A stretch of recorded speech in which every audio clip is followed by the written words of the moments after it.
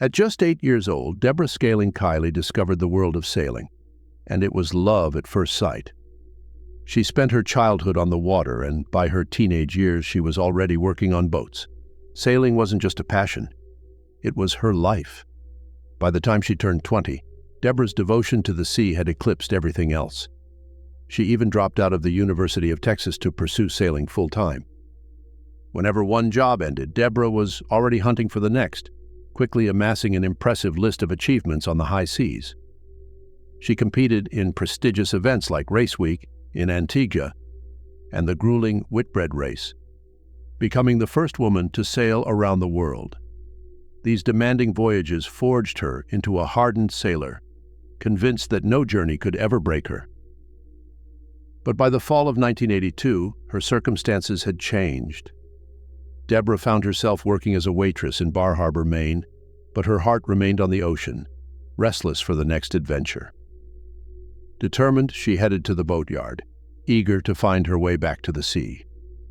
That's when John Lippoth, the captain of a yacht named Trashman, reached out. The yacht, owned by a wealthy businessman who had made his fortune in the garbage industry, needed to be delivered from Maine to its new owner in Fort Lauderdale, Florida. Desperately short of crew, John even brought along his girlfriend, Meg, who had never stepped foot on a yacht before. In October 1982, the three of them set sail for Florida. The weather was perfect, and the Trashman cut through the water like a dream. They made a stop in Annapolis, Maryland to pick up 2 more crew members, Brad Cavanagh and Mark Adams. With the crew complete, they returned to the sea. The first leg of the journey went smoothly, and it seemed as though nothing could go wrong. But as they reached the Gulf Stream off the coast of North Carolina, the weather began to change, first subtly, then with alarming speed. Calm waters turned treacherous, whipped into a frenzy by a sudden storm. Deborah was off shift, trying to catch some sleep when John shook her awake. "There's a storm," he said. "It's blowing 40 knots out there." Groggy and disoriented, Deborah stumbled to the deck, finding Mark at the helm, battling against the wind and waves. John contacted the Coast Guard, who advised them to head toward Wilmington, North Carolina, but the massive waves battered the boat, dragging it down into the trough each time they tried to crest.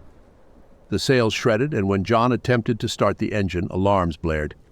It had overheated and died. Waves smashed into the stern, tossing the Trashman from side to side as the wind howled at 71 knots. By 4 a.m., Deborah was exhausted. She handed the helm to Brad and surveyed the damage. The sight was devastating. The Dodger was in tatters, the anemometer torn apart, the antenna gone, and the compass destroyed. The Trashman was a wreck, and their situation grew more desperate by the minute. John called the Coast Guard again, pleading for rescue. They were told help would arrive in 5 hours. After 11 grueling hours on watch, Deborah retreated to her cabin, where she found Meg huddled in fear. Hoping for some rest, she closed her eyes, praying that sleep might bring the rescue they so desperately needed. But no sooner had she drifted off than Brad shook her awake. "Come on, we're going," he urged. Still half asleep, Deborah assumed the Coast Guard had arrived. But as soon as she stepped out of the cabin, the horrifying truth hit her. There was no rescue. Water was pouring through the portholes, flooding the main cabin. Mark was struggling against the rising water, his eyes wild with panic. Meg seemed to scream, but no sound came out. And there was John, shouting into the radio, "Mayday! We're sinking! Mayday! Mayday!" The water was nearly up to Deborah's shoulders. On deck, the reality was undeniable. The sky was a menacing gray, and the icy wind cut through her. All around, there was nothing but miles of angry water. The Trashman was sinking fast. Brad was on the top cabin roof, fighting to free a small rubber dinghy. Simultaneously, Mark wrestled with another life raft in a plastic container. But then, a colossal wave hit, sweeping Brad, Mark, the dinghy, and the life raft into the sea. The dinghy overturned, but Brad managed to cling to it. Mark wasn't so lucky. He lost the life raft containing all their survival gear, including water filtration, location beacons, and first aid kits. Everything they needed was gone. Deborah was dragged underwater by the force of the wave, crashing into the yacht's rigging. When she surfaced, she saw Meg, bloodied and barely treading water. The Trashman was sinking, its mast disappearing beneath the waves. With sheer determination, Deborah pulled herself and Meg over to the dinghy where Brad, John, and Mark were already holding on for dear life. They were now 5 souls adrift in the vast, unforgiving ocean. The Trashman vanished beneath the sea, leaving only the tiny, overturned dinghy and the relentless waves. The situation was grim. No supplies, no communication equipment, and no hope of turning the dinghy over in the fierce storm. For 18 hours they clung to the rubber dinghy, taking turns to rest as best they could. By the second night, they had lost all sense of time. It had been almost a day since they had called the Coast Guard, and their hope was waning. Suddenly, Meg shouted, "Look, there's a light!" As the dinghy crested a massive wave, Deborah saw it too. A faint light in the distance. John and Brad dared to hope. "Do you think it's the Coast Guard?" Brad asked. But Deborah knew better. It was just a distant boat, too far away to notice them in the raging storm. The light vanished, taking with it their fragile hope of survival. Hours later, dawn broke, and the waves finally calmed. They managed to turn the dinghy over and climbed inside. Deborah chose to stay in the water. While the air temperature was around 40 degrees, the water was a slightly more bearable 76 degrees. She knew she needed to conserve her body heat to survive. For the first time, Deborah saw the full extent of Meg's injuries. Her leg had been lacerated by the ship's rigging, the wound so deep that bone was exposed. Though the salt water had washed away much of the blood, it continued to seep from the gaping wound. Mark, chilled to the bone by the freezing winds, jumped back into the water, where he and Deborah clung to the raft. "Don't kick me," Mark said suddenly, his voice tense. "I'm not touching you," Deborah replied, confused. "You did it again." "Cut it out," Mark insisted, growing angrier. Realizing something was wrong, Deborah dunked her head underwater, and what she saw filled her with terror. Sharks, hundreds of them, circling beneath them, drawn by the scent of Meg's blood. One shark swam close enough that Deborah locked eyes with it, its cold, dead gaze piercing through her. She screamed, scrambling back onto the raft, just as Mark collapsed on top of her. In that moment, the full horror of their situation became clear. Adrift in the ocean with no supplies, no means of communication, and sharks lurking below, their chances of survival seemed impossibly slim. They huddled together, trying to share body warmth, but the icy winds and severe wind chills quickly stripped away any fleeting comfort. The third night brought no relief. Despite drifting away from where Meg's blood had filled the waters, the sharks still circled below them. The crew clung to the fragile hope that morning might bring sunlight, new warmth, and the long-awaited rescue. Surely by now the Coast Guard was searching for them. But that night, as Brad woke Deborah in the dark, it took her a moment to grasp where she was. "Debbie, what do you think they're doing?" Brad asked. Disoriented, Deborah lifted her head and saw Meg sitting beside her. But off the stern she noticed 2 silhouettes, John and Mark. Severe dehydration had pushed them to the brink. It began with a dry throat that spread to the eyes, nose, and skin, leading to an unbearable, itching agony. For 2 days, Deborah, Brad, and Meg resisted the urge to drink seawater, but John and Mark couldn't hold out any longer. "They're drinking seawater," Deborah whispered in horror. "We need to stop them." Brad, too exhausted to move, sighed. "It's probably too late."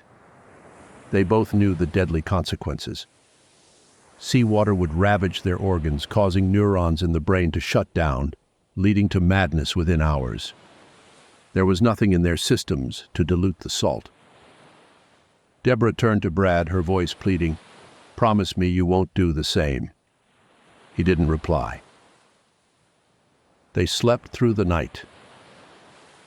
At dawn, the first rays of sunlight they had seen since the Trashman sank broke through the gloom. But the sight they woke to was harrowing. John was rambling incoherently. "We're right off Falmouth. Let's just drive to the hospital where my mom works. She'll take care of us." Brad looked at him, incredulous. "We're nowhere near Falmouth. We're in the middle of the Atlantic Ocean." "That's bullshit," John snapped, pointing. "It's right over there."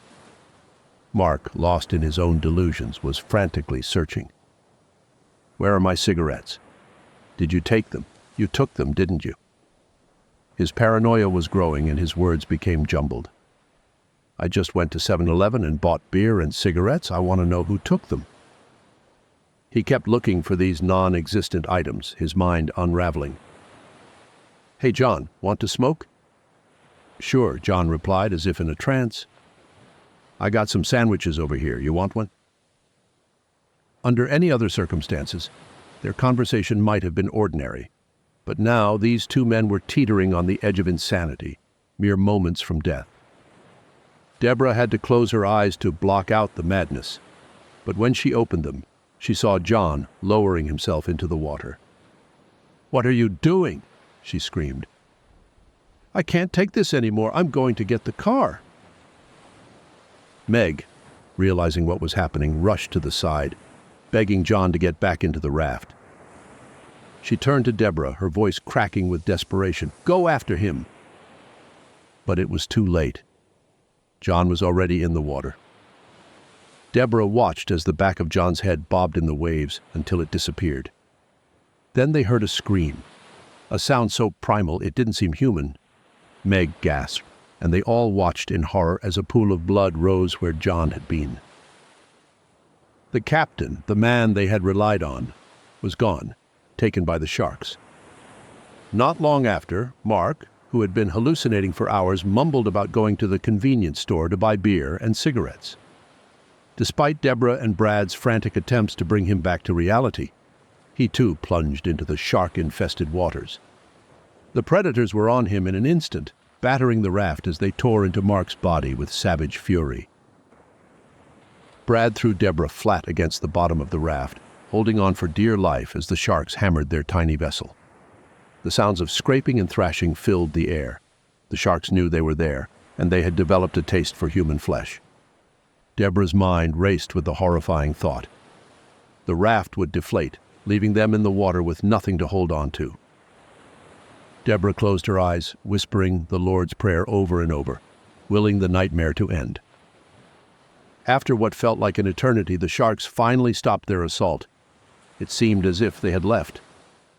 Shortly after that, Meg, who had been mostly incapacitated, began experiencing severe hallucinations as the infection in her leg took hold. She calmed down after some time, lying in Deborah's arms, whispering, "It's time to go. We're there. I'm going home." As Meg lay tracing lines in the air, she began to moan in agony until she fell silent.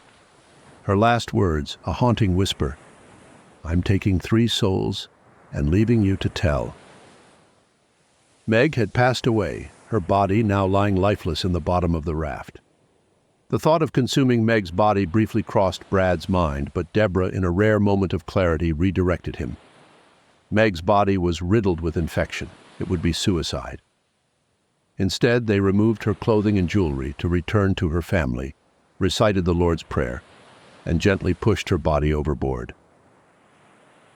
The moment was unbearably sad, but they had no choice.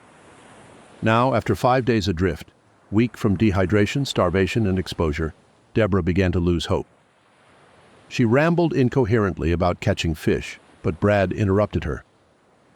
"There's a ship," he said, his voice eerily calm. Deborah didn't believe him at first, thinking he was hallucinating like John and Mark. But when she turned around, she saw it too, a large freighter on the horizon.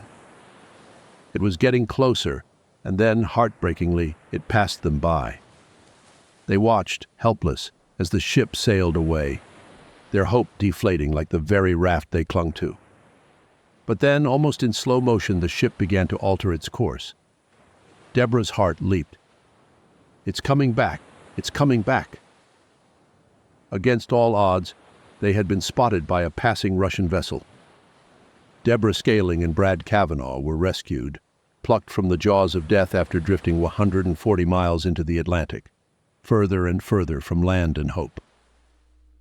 This harrowing ordeal haunted Deborah for the rest of her life.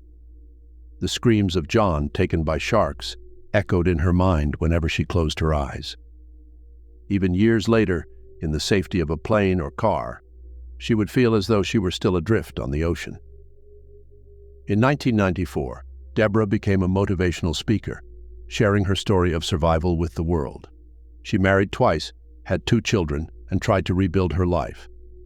But the scars of that experience never fully healed. In 2012, at the age of 54, Deborah passed away. The circumstances of her death kept private.